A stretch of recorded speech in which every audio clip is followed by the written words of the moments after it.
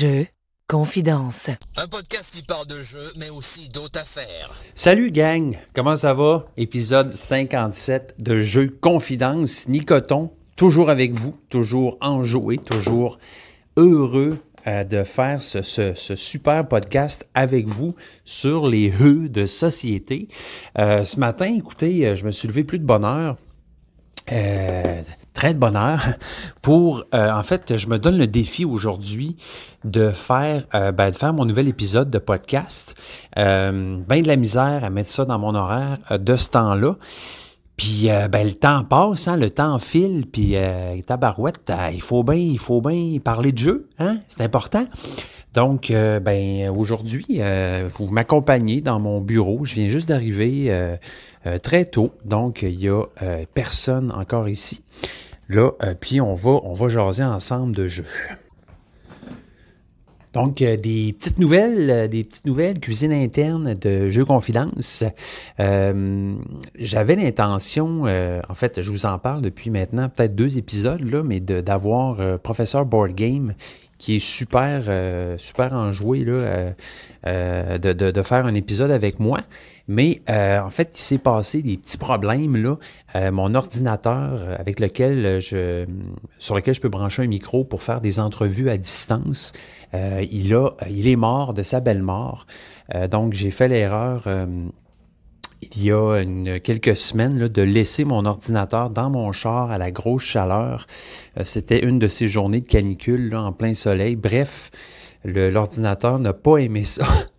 Et plus capable je suis plus capable de le starter depuis ce temps-là. Fait que j'ai perdu, ce faisant, ma station, là, si tu veux, là, mon studio maison là, pour faire des entrevues à distance. Fait que là, je suis en train de regarder ça, me trouver un autre ordinateur là, pour pouvoir faire ça. Donc, ça va arriver, inquiétez-vous pas. C'est juste que ça a été déplacé là, pour un épisode ultérieur, si ça se dit. Là, il est de bonne heure le matin, hein, fait que vous m'excusez si je suis pas capable de m'exprimer, là, hein, on se comprend. Sinon, autre nouvelle, encore une nouvelle un peu plate pour le podcast, les super micros que je m'étais achetés, je les ai perdus, ouais. Puis, ça fait qu'il va falloir que je m'en rachète. Dommage, hein, mais j'ai vraiment cherché partout, puis j'ai aucune idée où c'est que j'ai laissé ça. Donc, ces micros-là là, me permettaient de faire des épisodes en voiture en particulier, mais aussi un peu partout. Donc là, je suis revenu un peu à ma méthode originale, c'est-à-dire tout simplement sans micro avec mon téléphone. Fait que voilà, ça c'est typique de moi, hein. J'ai perdu tellement de choses dans ma vie, donc quand je perds quelque chose, je suis jamais trop surpris, toujours déçu, mais je sais que ça fait partie de moi et que ça va probablement m'arriver toute ma vie, donc voilà pour ça. J'espère que vous allez bien, gang, hein? J'espère que là, c'est un temps pluvieux de ce temps-là, on sent la rentrée qui s'en vient, hein? Et j'imagine que vous êtes peut-être en train tu sais, c'est un beau temps pour jouer, ça, hein? C'est sûr que c'est le fun de jouer dehors au grand soleil, là, hein? C'est à la véranda, mais c'est le fun aussi, là. Moi, j'aime bien ça, la pluie, là, tu sais. Bon, quand ça vient pas, justement, inonder nos sous-sols, comme ça l'a fait pour plusieurs, d'ailleurs. Je compatis pour tous ces gens-là. D'ailleurs, Professeur Board Game en fait partie. Il nous expliquait là, dans le dernier vidéo des coups de cœur là, qu'il y a eu un dégât d'eau chez lui. Fait que ça, c'est assez horrible. Mais bon, hein, la pluie douce, la pluie fine qui vient pas nous endommager nos maisons, c'est des beaux temps pour jouer à des jeux. On s'installe à l'intérieur, relax, hein, on joue à des jeux, en tout cas. Moi, je jouerais bien à des jeux aujourd'hui, mais je peux pas parce que je travaille, mais je vais quand même vous jaser ça là, pendant un petit bout là, de ce qui s'est passé dernièrement. Donc, ben, premièrement, la grosse affaire, moi, j'ai eu une autre semaine de vacances il n'y a pas si longtemps. Puis cette semaine de vacances-là, je l'ai pris chez nous. Donc, je ne suis pas allé m'égosiller à droite puis à gauche. Là, je suis resté chez nous. Je me suis dit, je vais prendre une semaine de vacances, mais je vais la passer chez nous avec mes enfants, avec ma blonde, mes amis, tranquille. Puis, ce qu'on a fait, c'est qu'on a, fait, ben, d'ailleurs, je vous en avais parlé, là, une espèce de, on appelle ça le Fun Jeu Joué, le festival Fun Jeu Joué, où on se ramasse chez mon ami Francis, que vous connaissez bien maintenant, hein? Puis, c'est ça, on fait une fin de semaine de jeux intenses, là. On est au-dessus de 20 personnes et plus, 4-5 tables dans la maison. Puis, on s'amuse on fait juste ça de toute la fin de semaine. On rencontre des gens formidables, on joue avec eux, on échange de tables. Hein, c'est formidable. Donc, je vais vous parler un peu de ce bel événement-là qu'on a eu. Ça a été pour moi une fin de semaine vraiment extra. Non seulement pour le plaisir, mais aussi pour ma performance en tant que joueur, parce que j'ai quand même eu plusieurs victoires. Puis c'est le fun, hein, parce que l'année passée, j'en avais pas eu une maudite. 0 victoire dans une fin de semaine complète. Mais là, je me suis repris, hein, puis ça a bien été, laissez-moi vous dire. Donc, on a commencé cette fin de semaine-là avec un petit jeu qui s'appelle Bambou. Donc, un jeu qui a été fait par le même auteur que Bitoku. Donc, Bambou, German P. Milan qui a fait ce jeu, qui a été édité par Devir. Bambou, qui est un 7.2 sur 10 sur BGG, un jeu de 2023.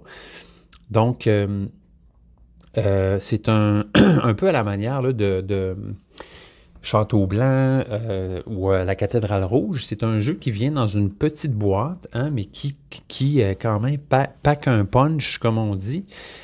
Donc, une belle densité, qui est un jeu, somme toute, assez complexe, je dirais. On ne s'attendrait peut-être pas ça en regardant la boîte, là. Donc, 2.89 sur 5. Très abstrait aussi. Donc, le thème, là, c'est le Japon. OK? On a des bambous. L'iconographie fait beaucoup penser justement à Château-Blanc, je trouve. Les illustrations, tout ça, les composantes. Donc, c'est un jeu. Moi, j'ai pas, je vous dirais, j'ai pas tant aimé ça. J'ai trouvé que le jeu était très abstrait, très mathématique, en fait. C'est vraiment une question de goût parce que j'aime beaucoup cet auteur-là. Puis Bitoku, c'est un jeu que j'apprécie au bout. Donc, ça fait déjà quelques temps que j'ai joué. Je ne pourrais pas vous expliquer les règles, mais je peux vous dire là, qu'en général, c'est vraiment un jeu où on va essayer En fait, le thème du jeu là-dedans, c'est vraiment l'équilibre, là. Donc, c'est qu'on va essayer, on va comme avoir une grille de 3 par 3 sur lesquelles on va aller placer des objectifs qu'on doit faire. Puis, il va falloir, tout au long de la partie, remplir ces objectifs-là, mais aussi s'assurer que ce soit bien équilibré. Donc, que tant le côté gauche que le côté droit aient le même nombre d'objectifs. Puis, il y a des objectifs là, qui vont être remplis. Autrement dit, il y en a qui vont aller au centre, il y en a qui vont aller de chaque côté. Puis, tout au long de la partie, il faut réussir à remplir cette grille-là, remplir nos objectifs. Puis s'assurer que ça reste le plus équilibré possible parce que si c'est déséquilibré, ça nous enlève des points à la fin de la game. Ce qui m'est arrivé d'ailleurs. Moi, à un moment donné, je me suis dit, bon, je me fous de l'équilibre, je veux juste faire des objectifs. Mais ça m'a coûté. Bon, ça m'a coûté. Le jeu est super beau, visuellement parlant, là, les petites composantes, les petits bambous qu'on pousse, là, parce qu'il y a une petite mécanique, là, nous, on appelait ça affectueusement pousse ta crotte, mais c'est qu'il y a 4 colonnes qui sont sur un plateau à double couche, là. Donc avec des petits morceaux de bambou, en fait, qu'on va pousser de bas en haut. Donc, fait que le bambou qu'on utilise, on le met dans la colonne qu'on veut, on pousse, puis là, tous les bambous vont monter, puis il y en a un autre qui va se libérer en haut, qu'on va mettre sur notre plateau, etc. Ces petits bambous-là de couleur vont déterminer là, les actions qu'on va pouvoir faire, le nombre d'actions qu'on va pouvoir faire. C'est un jeu qui est très tight, donc chaque action coûte quelque chose. Fait qu'on peut se retrouver souvent à avoir, mettons, 2 ou 3 actions de disponibles, sauf qu'on n'a pas les moyens de toutes les faire. Donc, c'est ça qui me fait penser un peu aussi à Château Blanc. Là, c'est très, très tight, ce jeu-là. Tu peux pas... Si tu te dis « Hey, je vais essayer des affaires », ben, tu vas essayer des affaires, mais ce serait bien étonnant que tu gagnes. Donc, probablement que si je ferais une autre partie, j'aimerais mieux ça. C'est pas un jeu que j'ai haï, là, je dis pas ça, mais j'ai pas... ça m'a pas pitché en bas de ma chaise, puis... c'est comme s'il me manquait... Ouais, c'était un poil trop abstrait pour moi. Mais c'est peut-être aussi juste que j'étais un peu perdu, puis je ne savais pas trop quoi faire de ma vie dans ce jeu-là avec mes petits bambous. Fait que c'est ça. Si vous aimez les jeux, en fait, c'est ça, là, on peut dire que c'est un euro. Donc, un jeu de 2 à 4 joueurs. Pour une partie qui est quand même... Ben, somme toute, assez longue. Là, on était 4 joueurs, si je ne me trompe pas. 3 ou 4, en tout cas. Ça a été une game là, qui a été quand même... qui a dû durer 1h30 dans ce coin-là. 1h30, 2 heures. Fait que ça ressemble à ça. On dit, je vais vous dire ça, là, la petite description du jeu. Voyons, c'est où ça? C'est où ça? Allez, 2 minutes. Ça sera pas long. Ta, je chante parce que je suis mal à l'aise, parce que je cherche... Ben, je l'ai. Donc, depuis des générations, la récolte du bambou apporte la prospérité à votre foyer. Le travail, la persévérance, l'équilibre et la prière ont fait prospérer une petite ville qui s'est développée aux dépens des champs de canne. Aujourd'hui, divers clans vivent en harmonie avec la nature. Dans Bambou, les joueurs incarnent des clans qui cultivent du bambou et utilisent les fruits de leur travail pour prendre soin de leur famille et ainsi ajouter des points de bonheur. Il s'agit d'un jeu de gestion d'actions et d'optimisation de tuiles à la fois accessible et profond. Avec un décor très soigné, Bambou fait partie de la saga Kemushi, à laquelle appartiennent également Bitoku et Silk. Donc, le jeu de bambou se déroule sur 4 années ou tours, eux-mêmes divisés en 4 phases ou saisons. À tour de rôle, les joueurs brûlent de l'encens dans les temples pour obtenir la faveur des esprits, utilisent des pousses de bambou pour effectuer des actions, telles que la recherche de l'équilibre, la cuisine, l'amélioration de l'habitat ou la gestion des finances. Suivre les doctrines de la discipline d'équilibre domestique permet une meilleure optimisation des tuiles domestiques, ce qui en fait un pilier fondamental pour progresser dans le jeu. Pour obtenir des tuiles d'équilibre, vous devez utiliser l'action d'équilibre et suivre le modèle indiqué sur la tuile qui a toujours quelque chose à voir avec le type de tuile domestique que vous obtenez pendant le jeu. Il existe 4 classes de tuiles domestiques: décoration, jardin, foie ou utilité. Selon la façon dont ils les placent sur leur plateau, les joueurs gagneront des points de bonheur. Fait que vous voyez un peu là, l'affaire, là. Puis il y a un petit côté aussi, c'est ça qu'on se disait pendant qu'on jouait, un petit côté Uwe Rosenberg, dans le sens que va toujours falloir que tu nourrisses aussi tes habitations. Fait que les tuiles que tu places, c'est un peu comme un foyer, je dirais, un habitat là, avec des pièces que tu vas habiter. Puis il va falloir que tu nourrisses, entre guillemets, là, que tu entretiennes ces tuiles-là. Fait que c'est vraiment... optimisation d'action, vraiment, comme dans le Château Blanc. Puis aussi, là, vraiment de entretenir tes affaires, toujours avoir le bon nombre de ressources, l'argent qu'il faut, les bambous qu'il faut pour continuer. Fait que c'est un jeu très tight, très mental, très abstrait. Puis si je rejoue, je vais vous en reparler. Pour l'instant, là, ça m'a pas... j'ai vu là, la qualité du jeu, c'est très bien fait.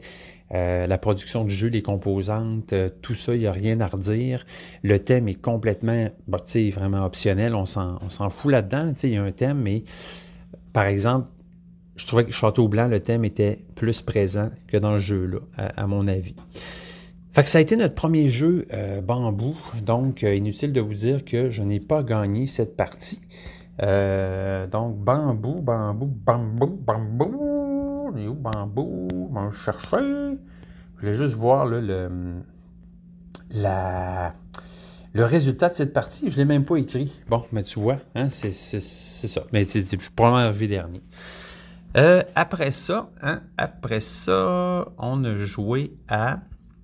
Non, je l'ai écrit. Donc, bambou, voyez-vous, on ne fait pas tant de points que ça dans ce jeu-là. Le gagnant, David, pour ne pas le nommer, a fait 49 points. Ensuite, 40 points pour Francis, 37 pour Anne-Julie et 32 pour moi. Donc, j'ai fait des points, hein, mais ça a été loin d'être un succès. Après ça, on a joué en fait un des jeux qui a été le plus, je dirais, populaire de cette fin de semaine-là. Un jeu qu'on a apporté, c'est Harmonie. Donc, vous le connaissez probablement bien. D'ailleurs, si je ne me trompe pas, Harmonie qui vient juste de sortir sur BGA. Je vais aller voir ça, là. Il y a quelqu'un qui a dit ça sur le Discord, là. Ben oui, Harmonie est rendu sur BGA. C'est donc bien génial.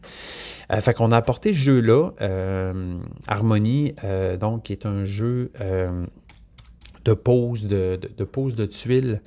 Vraiment adorable, vraiment le fun. Moi, ça reste quand même un de mes coups de cœur à date là, cette année. Là, pour un jeu léger, là, je veux dire, il est vraiment super là, à tous les plans pour moi. 8.1 sur 10 sur BGG, quand même une super cote. Donc, un jeu où on va créer nos paysages puis les habitats pour accueillir des animaux. Donc, il fait penser beaucoup comme thème là, à j'allais dire Callisto, c'est pas ça pantoute, à Cascadia. Donc, c'est ça, on a amené Harmonie, on l'a montré à tout le monde. Puis là, le jeu s'est un peu promené durant toute la fin de semaine, puis ceux à qui on a montré le jeu l'ont montré à d'autres mondes. Fait il y avait toujours le jeu Harmonie quelque part sur une table pendant la fin de semaine. Puis les gens ont vraiment aimé ça en général. Là, ça a vraiment été un gros succès. C'est vraiment un jeu qui est très abordable, tu sais, premièrement, qui est super beau, qui est le fun à manipuler avec ces gros jetons en bois colorés. C'est les cartes qui sont des belles grandes cartes illustrées magnifiquement. Puis le jeu coule bien, il n'est pas trop long, on fait notre petit paysage. C'est vraiment un puzzle, dans le fond, ce jeu-là, là, c'est qu'on va agencer nos jetons de différents types sur notre plan, notre player board pour faire un paysage puis essayer de faire le plus de points possible selon les objectifs qu'on va prendre au milieu de la table.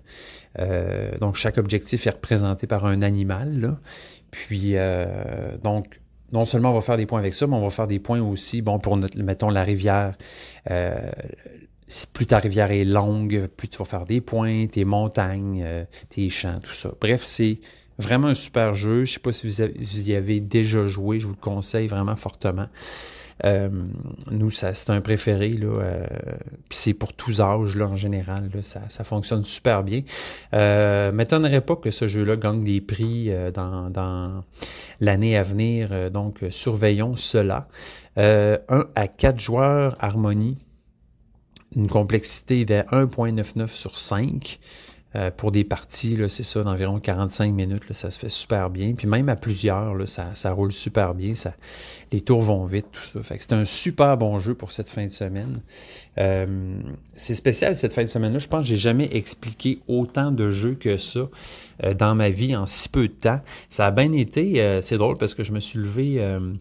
Le premier matin, en fait, on est arrivé le vendredi, puis le samedi matin, je me suis levé, puis j'ai dit à ma blonde, on dirait qu'aujourd'hui, je file juste pour jouer à des jeux, puis pas en expliquer. Tu sais. Ben, finalement, c'est pas ça qui s'est passé, puisque j'ai dû expliquer 7-8 jeux, même peut-être même plus pendant la fin de semaine. Là, ça roulait. J'ai réalisé que je m'en venais pas pire là, pour expliquer des jeux.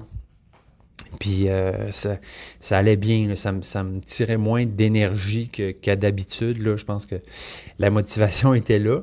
Les gens étaient là aussi pour jouer. Fait que, tu sais, dans ce temps-là, ça va bien aussi. Là. Tu sais, les gens écoutent, puis les gens sont prêts à absorber toutes les règles. Fait que ça a bien été. Ça a vraiment été le fun. Fait qu'après Harmonie, donc Harmonie, ça, j'en ai gagné une coupe. Donc, c'est ça, on a joué à les Downtown Farmer Markets. Donc, ça, c'est un nouveau jeu, je ne le connaissais pas. Un jeu qui me fait vraiment penser là, à Jardin anglais. Je ne sais pas si vous avez déjà joué à ça. Donc, qui est un jeu très simple, en fait, où on va aller faire... c'est vraiment un puzzle, où on va aller faire un quadrillé de tuiles, en fait. Si je dis que ça fait penser à Jardin anglais, c'est parce que dans Jardin anglais, on fait aussi un quadrillé avec des objectifs sur chaque ligne horizontale puis chaque ligne verticale. Fait que tu as comme une carte objectif sur le côté de ta grille pour tes lignes horizontales, puis tu en as au-dessus pour les lignes verticales. Fait que c'est un peu le même principe. Donc, ce qu'on fait, c'est qu'au début de la game, on va avoir des objectifs sur le côté puis sur le haut. Puis il va falloir mettre des produits du marché, des denrées, puis essayer de compléter le plus d'objectifs possible. Fait que, ça peut être sur cette ligne-là, il faut que tu ailles un maximum de carottes. Sur cette ligne-là, il faut que tu ailles 2 berlingots de lait puis 3 fromages, donc, etc. Fait que, tes objectifs vont se croiser. Fait qu'il faut que tu essayes de performer le plus possible.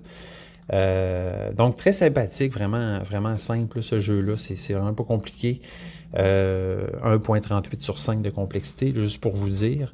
Mais vraiment, vraiment le fun. Le jeu est super beau, super coloré. Là, ça pète sur la table, là, ce jeu-là. C'est très, très ludique. C'est un puzzle, ça le fait très bien. Des games de 20 minutes à peu près. Donc, moi, j'ai bien aimé ça. Je trouve ça bien sympathique. Il est 7.3 sur 10 sur BGG. J'hésite parce que je viens de voir que ça a l'air que c'est une réimplémentation du jeu Mères perdues. Les Mères perdues. Eh bien, je ne savais pas ça. Mais oui, je regarde ça, puis effectivement, c'est vraiment exactement la même affaire, sauf avec un thème de mer, d'océan, de pieuvres, de tempêtes, d'oasis et de serpents de mer. Donc, le designer de... c'est Johan Benvenuto et Alexandre Droit, donc qui sont exactement les mêmes auteurs que Les Mères perdues. Spécial Les Mères perdues, ils disent aussi que c'est 2022. En tout cas, je ne sais pas trop ce qui s'est passé. On dirait que les jeux sont sortis la même année puis qu'ils ont tout de suite décidé de faire un autre thème pour le jeu. Bref, fouille-moi. Donc, bien aimé le jeu pour sa simplicité, la présence sur table très, très joyeuse, très ludique, le petit tracteur qu'on promène. Donc, il y a un petit tracteur qui désigne le premier joueur, là, puis on avait bien du fun à le promener autour de la table en faisant... Fait que c'était bien le fun. Downtown Farmers Market. Ce qui est particulier à cette game-là, en fait, je pense, là, c'est que c'est la première fois de ma vie que je voyais ça, mais ça a fini... Ah, c'est ça, ça a été une quadruple égalité, imaginez-vous donc. Fait que ça a fini 39 à 39 à 39 à 39. Puis c'est une des joueuses là, qui a gagné. Là, je ne sais pas de quelle façon ça a été déterminé, mais on a réussi à départager. C'était qui gagnait à travers cette égalité-là. Bref, première fois que je voyais ça, là, une égalité à 39 à 4 joueurs. Là, vraiment particulier.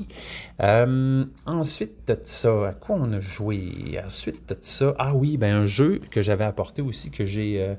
on a joué quelques parties. C'est un autre jeu que j'ai expliqué à une couple sur une coupe de table. C'est Let's Go to Japan. Donc, Let's Go to Japan, je vous en ai parlé la dernière fois. Là, c'est une des nouveautés là, du dernier mois.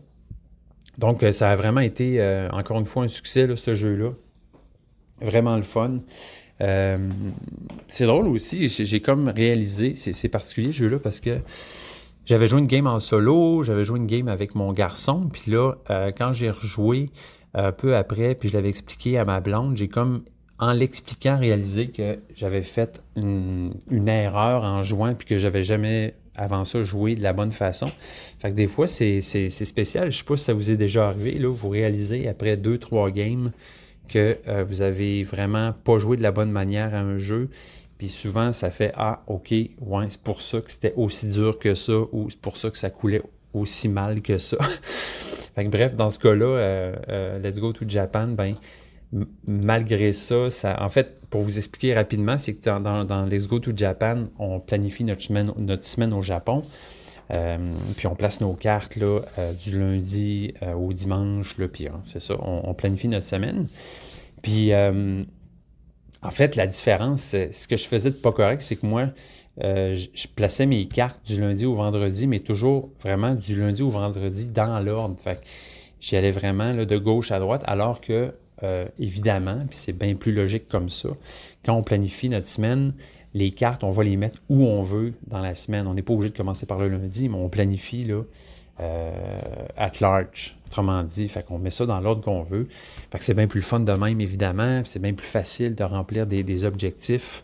Bien, à la base, déjà, c'est pas évident, mais au moins, en tout cas, c'est plus flexible là, comme façon de jouer. Fait que, bref, ça m'est arrivé quelques fois. Des fois, là, on dirait que des fois, je dois lire les livres de règles peut-être un peu trop vite. Puis je manque des bouts comme ça. Fait que ça a été un gros succès. Let's Go to Japan. Je vous en reparlerai pas, là, je vous en ai parlé assez comme ça. Mais ouais, ça a été bien le fun. Toujours un très bon jeu. Ce qui est particulier avec ce jeu-là, c'est que ça m'arrive à l'occasion. Moi, je trouve beau ce jeu-là. Je trouve vraiment les illustrations sont superbes. L'iconographie, tout ça, ça fonctionne très bien. Puis, un des constats qui est revenu pendant une game de ce jeu-là, c'est que les gens le trouvaient laid. Fait que, ouais, c'est ça. Des fois, moi, je suis pas d'accord. Moi, je le trouve pas, tu sais, magnifique. Mais j'aime les illustrations, puis je trouve qu'ils fonctionnent bien graphiquement parlant. Il y a un look peut-être un peu old school, et c'est peut-être ça qui fait que les gens le trouvaient laid, je sais pas, mais ça m'a comme surpris. Bref, parce que moi, c'est une des affaires que j'ai remarqué en premier sur ce jeu-là, c'était justement la boîte, là, puis les illustrations, puis à quel point je trouvais ça cute, je trouvais ça beau. Fait que je fais « Ah, OK, bon. » Ce jeu est aussi laid dans la tête des gens. Donc, ensuite, en tout cas, je dis ça de même. Et je dis ça, je dis rien. Après ça, on a joué... Ah oui, fait que là, on a eu... en fait, mon ami joueur Gim, donc que j'ai déjà eu sur ce podcast-là, il était là pendant la fin de semaine. Salut Guillaume! Puis, en fait, lui a amené des jeux, puis lui, ce qui se passe, c'est que, bon, c'est un créateur de jeux aussi, il est bien occupé, puis il y a des jeux qu'il voulait absolument essayer, qu'il y avait dans sa ludothèque. Qui a apporté. Puis ça a donné, en jasant, qui me dit « Hey, sérieux, j'ai amené ces jeux-là, si ça te tente de me les expliquer, j'aimerais vraiment ça jouer, tout ça. » Fait qu'on s'est lancé là-dedans, puis moi, ça tombait aussi que c'est des jeux que j'avais lu les règles récemment, j'avais déjà joué, puis c'est des jeux que j'étais vraiment content de pouvoir rejouer, parce que je les avais joués, mais pas assez. Puis... j'avais fait une game pour chaque jeu, je pense, puis j'avais pas complètement tout exploré, ou en tout cas compris l'essence du jeu. Bref, on a joué à ces jeux-là. Un de ces jeux-là, ça a été Revive, qui a été une partie, ma foi, vraiment formidable. J'ai vraiment aimé ce jeu-là. C'est vraiment, vraiment le fun. Il mérite amplement sa cote de 8.1 sur 10 sur BGG. Donc, Revive, faire revivre la civilisation 5000 ans après la chute de l'humanité. Fait que je vous en avais déjà parlé. C'est un jeu dont le thème est assez quelconque, là, dans le sens que post-apocalyptiquement, on commence un peu à avoir fait le tour. Malgré ça, il en reste que c'est vraiment, vraiment un super euro, vraiment le fun. D'une belle complexité, vraiment. Puis, un côté très unique aussi dans ce jeu-là. Là. Il prend énormément de place sur une table. Ça, c'est une chose. Parce que le board central, mais aussi notre plateau de joueurs, là, sur lequel on va faire évoluer nos machines. Là, en fait, on a comme des pistes de... Moi, ça me fait penser beaucoup aux pistes qu'on voit dans certains jeux vidéo, là, sur lesquels on progresse. Puis, il y a 3 pistes, en fait, là, de 3 couleurs. Puis sur ces pistes-là, en fait, on va progresser avec des pions. Puis, on va débloquer, en fait, des machines, entre guillemets, des technologies qu'on va pouvoir utiliser après avec des actions gratuites là, pour aller faciliter nos actions. Donc, des bonus, des affaires de plus. Puis ce qui est cool, vraiment, c'est que la façon que le plateau est fait, il y a certaines machines qui vont être débloquées s'il y a 2 espaces de 2 pistes qui sont débloquées, autrement dit. Fait que, en tout cas, c'est vraiment super bien fait. Toute la façon d'utiliser les cartes aussi. Donc, les cartes vont être utilisées pour leurs 2 côtés. Soit on les glisse sur le haut pour utiliser le haut de la carte, ou on les glisse en bas pour utiliser le bas de la carte. Il y a des cartes qui peuvent être stackées ensemble. Donc, on va mettre une carte une par-dessus l'autre, puis on va activer les 2 cartes en même temps. Il y a les pistes des ressources là, qui sont... Tout est très bien fait dans ce jeu-là. La mécanique puis la fluidité du jeu va très bien. C'est un jeu qui est assez brun et blanc et gris, mais malgré tout, là, qui est quand même très beau, je trouve, dans son style. Les noms des clans, il y a des clans aussi, là, c'est asymétrique pour ça, c'est que non seulement on a un plateau de joueurs pour l'évolution de nos machines, mais on a aussi un plateau pour notre personnage. Donc, le jeu est asymétrique dans ce sens-là, c'est que sur les plateaux des personnages, on a aussi un arbre là, de capacité qui va se débloquer à mesure qu'on va aller peupler, si vous voulez, le plateau central, là, qui est une sorte de terre recouverte de glace qu'on va découvrir, qu'on va explorer, qu'on va repeupler, etc.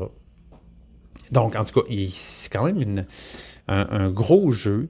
J'étais content d'avoir lu les règles il n'y a pas longtemps. Fait que, il a juste fallu que je les relise pendant, mettons, une dizaine de minutes, mais c'était très frais dans ma mémoire. On a joué à 3. Ça a vraiment été... Tout le monde a adoré ça. C'est drôle parce que la plupart des gens qui passaient à côté de notre table, ils regardaient le jeu puis ils étaient tous intrigués. Ils faisaient « Wow, c'est quoi ce jeu-là? Ça a donc bien l'air hot, tout ça. » Puis, ce qui revenait souvent, c'est que le monde se disait « Ah ouais, je l'avais vu ce jeu-là, j'avais vu la boîte, mais j'aurais jamais pensé que c'était un jeu comme ça. » Puis c'est vrai que c'est peut-être la chose la moins...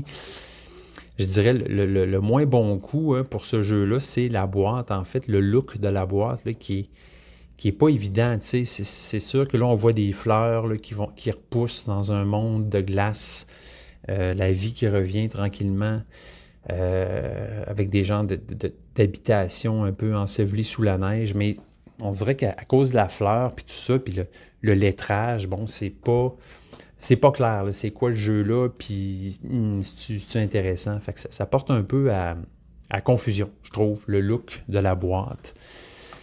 Mais dès qu'on l'ouvre, là, on constate là, à quel point c'est un très beau jeu, un gros jeu. Le thème est un peu funky, mais c'est pas grave, c'est un euro, puis il y a tellement d'éléments dans ce jeu-là qui sont le fun. Donc, très cool. Fait que je ne ferai pas une grosse explication du jeu, évidemment, là, mais Revive, je ne sais pas si vous l'avez déjà eu dans votre mire, si vous l'avez essayé ou si vous voudriez y jouer. Moi, je vous le conseille chaudement. C'est vraiment super le fun. Puis, en plus, j'ai gagné. Pour une fois que je gagne un jeu que j'explique. Donc, Revive, avec un beau score de 79 points. Victoire de Nicoton pour le repeuplage du monde détruit post-apocalyptique. Bon, mais je vais prendre une petite pause pour avaler ma salive, puis prendre une gorgée de café. All right. Sinon, poursuivons. Donc, dans cette fin de semaine de fou, festival de jeux de fou, on a joué à Endless Winter, donc un autre jeu que Guillaume m'a demandé de lui expliquer, un jeu qu'il y avait. Lui, il y avait la version Kickstarter. Donc, wow! Moi, je me le suis acheté retail en magasin. Donc, j'ai pu constater là, J'ai pas souvent vu des Kickstarter dans ma vie. Là, j'ai vu qu'est-ce que ça peut donner. C'est assez impressionnant, là, la grosseur de la boîte, tout ce que ça contient, c'est assez incroyable. Donc, là-dedans, il y a toutes les extensions possibles et imaginables. Déjà, le jeu retail de base que j'ai trouvé vraiment magnifique, vraiment bien fait, avec les inserts à l'intérieur. Chaque plateau de joueur, en fait, chaque composante pour chaque joueur séparée dans son petit plateau avec son petit couvercle, ça, j'adore ça. Parenthèse, le jeu de Game Ruse qui s'en vient. J'ai pu avoir un preview, là, un scoop. Là, en fait, il m'a montré sa boîte, là, en fait, avec tous les trucs à l'intérieur. Les inserts qu'il fait faire, tout ça. Wow, c'est assez incroyable. Je ne sais pas si un jour vous allez mettre la main sur ce jeu-là. Moi, j'ai très hâte d'y rejouer. Là, la dernière fois que j'ai joué, c'était à un prototype. Ça fait un certain temps. Fait que j'ai hâte de réessayer ce jeu-là. Mais ça promet en tabarouette, là, je veux dire. Quel beau projet. Gim a fait, en fait, là, assez incroyable pour un créateur de jeu qui débute, là. De plonger directement avec un gros jeu comme ça, de cette qualité-là. Je sais que le Kickstarter a été super. Pas le Kickstarter, excusez, je pense que c'est sur GameFound là, que ça a été. Je vais regarder, je me souviens même plus. Ouais, Ruse Instinct of the Den. Donc, sur GameFound, financé en totalité par 1368 contributeurs, 262 396 $ canadiens. Allez voir ça là, sur GameFound, Ruse, R-U-S-E. Vous allez voir, là, ce jeu-là est magnifique, là, je veux dire, incroyable. J'ai vraiment hâte qu'il sorte, j'ai vraiment hâte de jouer puis d'essayer ça. Magnifique. Donc, pour en revenir là, à Endless Winter, j'ai pu montrer le jeu à Gim, on a joué à 2. On a joué au jeu sans les extensions, là, évidemment, pour ne pas s'en mettre trop sur les épaules. Super game, encore une fois. Endless Winter, qui est un jeu qui se passe, le thème est très présent dans ce jeu-là. On est en préhistoire. Il fait fret, il faut chasser des animaux, il faut étendre ses campements. Fait penser beaucoup à Doggerland à ce niveau-là. Par contre, Endless Winter mise beaucoup sur le deck building. Donc, dans ce jeu-là, on a des cartes tribus qu'on va aller chercher. On a des cartes culture aussi, qui sont des cartes plus puissantes qu'on va pouvoir jouer. Comment ça fonctionne en fait, c'est que les cartes nous donnent des effets, nous donnent aussi de la force de travail en fait. Fait que quand on va faire une action, tout dépendant de la force de travail qu'on va avoir investi dans notre action avec nos cartes, on va pouvoir faire une action qui est plus puissante. Donc, d'une part, il y a ça, la force de travail. Puis, il y a aussi les ressources qui sont super importantes là-dedans, les marteaux, la nourriture qui va pouvoir augmenter notre force de travail aussi. Fait que comment ça fonctionne, c'est que sur le plateau, on a différentes actions qu'on peut faire. Ces actions-là vont être séparées en différentes parties. Fait qu'au début, on met notre petit bonhomme de tribu ou notre chef sur cet espace d'action-là. Il y a une action qu'on peut faire en haut. Ensuite, on descend, on fait une autre action. Puis ensuite, on descend encore. Puis si on est le premier à faire cette action-là, on a une action bonus. Puis bon, la force de l'action va toujours être déterminée par la force de travail. Fait qu'à ce moment-là, on va mettre des cartes en même temps qu'on fait notre action sur la table pour donner une force à notre action.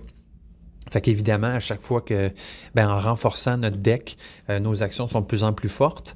Il y a un côté un peu aussi d'une Imperium, dans le sens que, vous allez comprendre, c'est-à-dire qu'il y a une phase éclipse, là, le jeu se passe en plusieurs années. Puis, il y a une phase éclipse. Donc, une fois qu'on a fait nos 3 tours, on fait 3 tours chacun avec nos cartes. Une fois que c'est fait, les cartes qui nous restent en main, on va s'en servir pour la phase éclipse. Donc, c'est une phase plus de soir, je vous dirais, ou d'éclipse, là, de nuit. Une phase. Donc, ces cartes-là, on va les mettre dans un paquet, face cachée. Donc, on peut bluffer aussi en mettant des cartes qui servent pas nécessairement à ça. Puis après ça, ben, celui qui a le plus de force de travail dans son paquet de cartes Eclipse, là, les cartes dont il ne s'est pas servi pendant son tour. Donc c'est lui qui va être le premier joueur au prochain tour. Il va aller chercher des bonus reliés à ça. Puis il y a des actions Eclipse aussi qu'on va pouvoir faire à ce niveau-là.